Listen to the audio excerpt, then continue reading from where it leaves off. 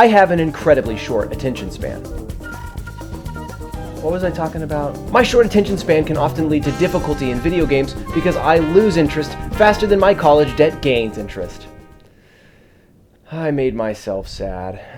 But typically I can manage to get through most well-made games because of a cool boss or an interesting storyline keeping me engaged. A problem arises though when a game asks me to run the same section over and over and over again, effectively beating my diarrhea brain into a Groundhog Day brick wall. Roguelikes force the player to do just that. A roguelike is a style of game that is characterized by randomized levels and a permadeath mechanic, meaning that no matter how far you get, if you die, you go all the way back to the start. This mechanic forces you as the player to improve and persevere with every run, but it forces me as the player to hit the Windows button on my keyboard and exit out of the game. I just flat don't have the willpower to push through these repetitive experiences, no matter how much I like the gun pun names of all the things in Enter the Gungeon. I always like trying out new roguelikes, but I know I'm destined to quit them before the credits roll. This was all true until Hades. Hades is a roguelike set in Greek mythology's underworld. It uses Greek themes to craft a compelling and fun narrative that swirls the player in. Hades recently came to Gamepass and I figured I would give it a go, fully expecting to have a good time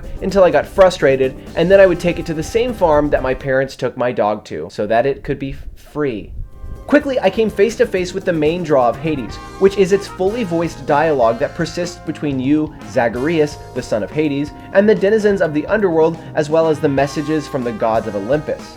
This dialogue is so finely crafted that it draws in the ear of the player. I'm the type of person who usually skips through these game dialogues because of my aforementioned diarrhea brain, but the conversations between Zagreus and others engrossed me within the lore of the world. Not to mention the acting was exceptional. All this meant that I really did want to know if Zagreus' struggles to escape were worthwhile, and I wanted to find out for myself and not just through a YouTube video made by a guy who thinks Sonic is a cool video game character. He's not. Sonic sucks, anime is for dorks, and Funko Pops are lame. Last video I crapped on volleyball and baseball, so I had to kind of play both sides of the aisle. I was fully incentivized to persevere from a story perspective, but if the gameplay had been lacking whatsoever, I wouldn't have made it through the rest of the game. Luckily, the gameplay was enthralling. Every run through the underworld felt entirely unique, as the boons and power-ups given to you throughout drastically changed the dynamics of the gameplay. Every run felt like I had a chance to combine abilities in a way to make Zagreus overpowered, meaning that I could get farther in my runs,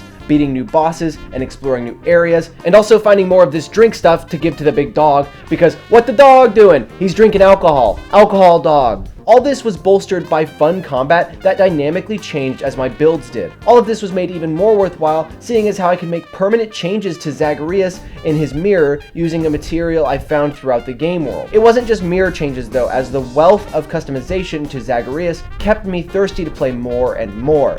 My deaths felt inconsequential, and I kept booting back up to see how far I could get. And in what felt like no time at all, I had beaten Hades. The 5th roguelike I had ever played, and the first one I had ever beaten. Hades brought me to a place that I never thought I would reach, and I'm eager to play more. Finishing out Hades in about 18 hours was a euphoric feeling, and I totally recommend this game to you guys. It wasn't what I was looking for, but I'm ecstatic that I found it and I beat it in its entirety.